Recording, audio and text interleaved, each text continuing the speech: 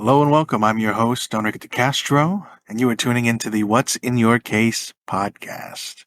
Our guest today is a talented poet that I had the pleasure of working with during the production of VDay Sacramento Raise the Vibration. My fellow castmate, Leah Williams. Hi, thank you for having me. I'm so excited to be on here. Leah, how would you describe your style of poetry? It's emotional description because that's how I feel like my poems. I want to say that poetry started for me when I was very depressed. I was just writing my feelings out. And then it turned into a hobby, and I don't know how to write about anything else except for what I'm feeling. And how long have you been writing and sharing your poetry for? I've been writing for on and off 5 years, sharing. This will probably be my first year for sharing my poems publicly. I remember you mentioning that you were a bit of a homebody. Yes, I am. I'm very antisocial. I get overstimulated when I'm around a lot of people. So being by myself and to myself is, And was that your first time performing in a production like VDay Sacramento or a production in general?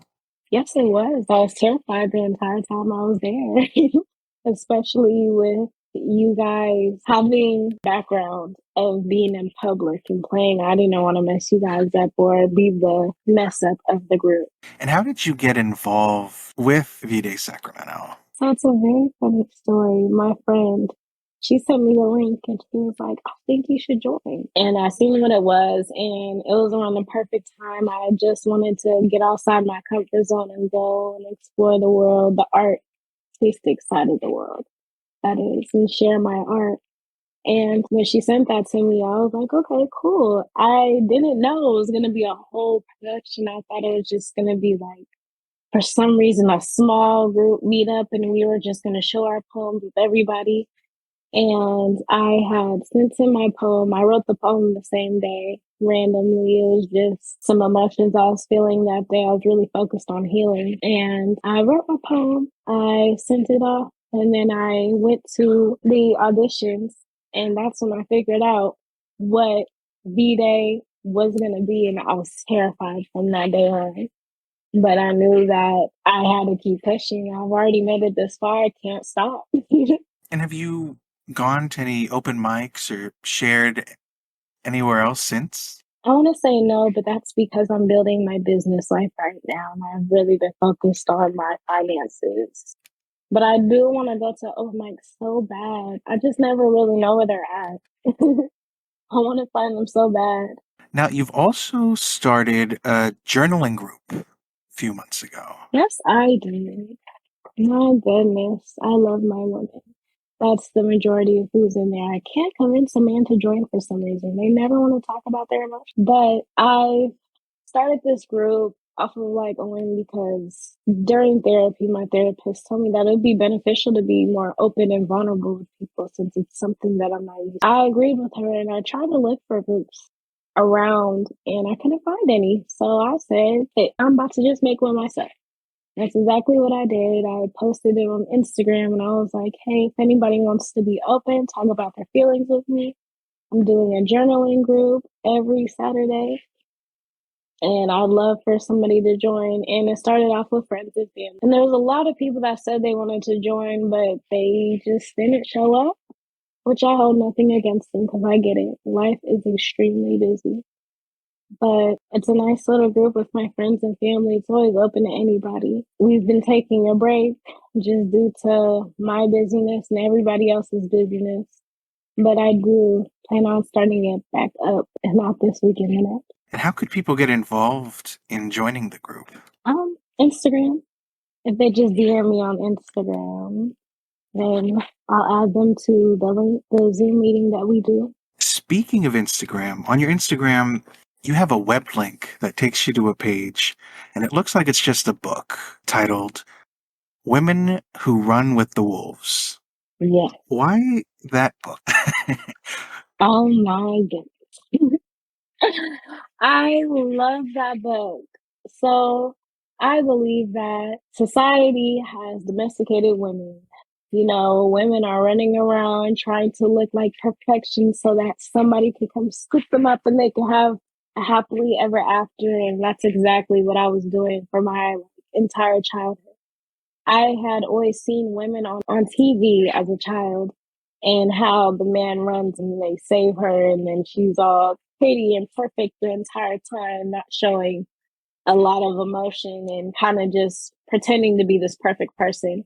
And when I didn't turn out to be the pretty princess I wanted to be, it destroyed me. I was so sad and I was hurt. I thought I could never find love because I wasn't perfect like the rest of society or the rest of women in society who I thought were perfect. But after going through some life experiences, I had came to the conclusion of that is not me. I'm not the pretty, perfect princess. I am human. I'm emotional. I'm a lot at times, but I am also beautiful and I love myself. And I wanted to learn how to embrace myself more.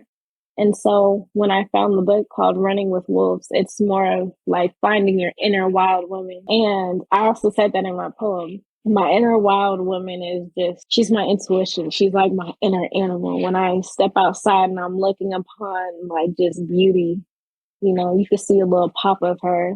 When my intuition speaks to me, that's her speaking to me. When I do art, I'm doing art through her lens, through her ears, through her everything. And that book, it tells a lot of stories about women and how their wild woman comes out because everybody comes out in a different way. So it's an amazing book. I recommend reading it. Are there any other books that you would recommend for people to read? Yes. So there's a book I'm reading right now, and it's called The Four Agreements. It is beautiful. The Four Agreements are about four things that you should live by. The first one is speak only your truth. Speak only with love, truth, and compassion because your words could be poison. I believe that completely. Because when you believe in something, it comes true. Somebody tells you that you're ugly and you don't have enough confidence to back yourself up and be like, I'm not ugly. You're going to believe that person. And then you're going to start to feel ugly. And then you're going to live your life as in, I'm an ugly person. This is who I am. This is what I do. I would hate to do that to somebody. When you talk with truth and love, it's never anything negative or poisonous towards another person. It's only to either aid them or be honest with them when they need it. The next agreement would be, what is the next agreement? The next agreement is always do your best.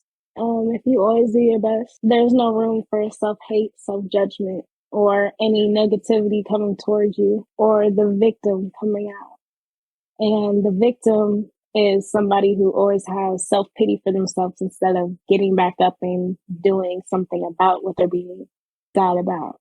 I was stuck in that for a very, very long time. And to finally get out of the victim mindset, it feels very rewarding. And now I always strive to do my best. And it led me to have a lot of self-confidence and become better at everything else I'm doing. The third one would be don't take anything personal. This one spoke to me very deeply because I took everything personal. Like, what they mean by don't take anything personal is if somebody came up to you and they were like, your shirt is horrible, you can't take that personal, or you shouldn't, because nothing that you do, well, I want to say that because what I do does affect other people, but anything that somebody else does to you, it really doesn't have anything to do with you. It's something that they have personally going on. Whatever somebody projects into the world is what's going on in their personal world. So as I used, they walked up to you and said, that's a horrible shirt. The reason they could have been saying that is because they have a strong negative attachment to whatever's on your shirt. Maybe you have a band on there and the band, he personally knew them and they did him dirty or something. So he went up to you and he seen that while he was already in a bad mood and was just like, F your shirt. I don't like it.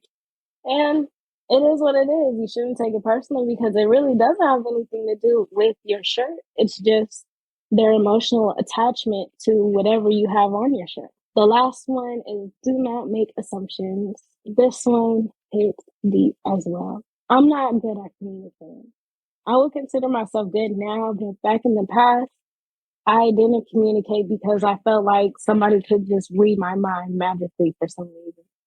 And I think that that led me to assumptions that were false. Let's say in one of my past relationships, I was hangry and I kind of just took it out on my man. And I was like, well, he knew that I was hungry. I'm just going to assume that, he already knew what he was doing was going to make me more mad. And kind of leading to this misunderstanding that led to sadness and drama with my man. Instead of being upfront and being like, hey, I'm upset. I'm very hungry. And me leading to those assumptions of he knew better and he read my mind, so he already knows. It just doesn't help anybody in any case. But the book talks about those 4 agreements and really goes into much more in better detail than I did. And it also taps into like how they feel humans were domesticated and how we were put in this position to where everybody else's beliefs is our beliefs. Growing up, our parents, well, some parents, I'm not going to say all, broke their children's integrity. I can speak for my mom. She didn't like what I believed in as a child because I wasn't Christian and I didn't believe in the same God as her. And that just broke her apart completely.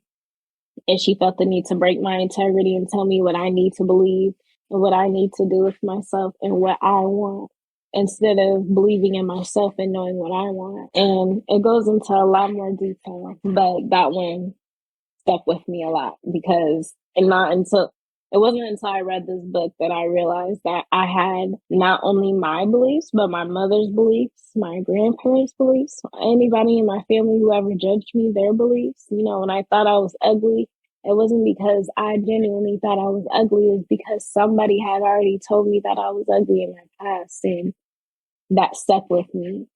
It really stayed with me because my integrity has been broken. I don't have any rules for myself. I don't have any beliefs for myself. So when somebody told me that, it stuck with me. It must be true. Somebody else told me instead of believing in myself. But yes, the 4 agreements, it's an amazing spiritual book that will for surely have you tap into a lot of childhood trauma that you probably didn't know about. Thank you for sharing that. Now, for people that are looking into starting out and write poetry, what kind of advice would you give them? Stay real. A lot of people think that it's hard to be creative with poems or that, you gotta live a certain type of way to be able to write poetry, which is very surprising to me. But poetry is just you opening up your inner world and let everybody explore your inner world through your words. It helps when you have an idea. It's hard for me to write poems if the poem is it. I don't have a topic, so having a topic really helps. And topics can be random. I have notes in my phone, and one of the notes is ideas for poems. And I normally write in there when I'm just outside strolling and I feel a strong certain type of way about an area I'm in or a situation I'm in. And the idea really helped me stick to my message or my meaning for the poem. So having an idea helps, having a topic, staying true to yourself and not trying to copy anybody else's methods not methods, kind of somebody else's flow. Stick to your own. It will be unique. It might be weird when you first do it because you're not used to, but once you keep on doing it, it just gets better and better each time. Well, thank you for being our guest here on the What's in Your Case podcast. Do you have anything that you'd like to promote at this time? And please tell the listeners where they can find you and your content. I promote peace and love. If you want to follow me on Instagram, my Instagram is Leah, LEAH 444 _. And thank you so much for having me on today. I was completely blessed for being able to be on here.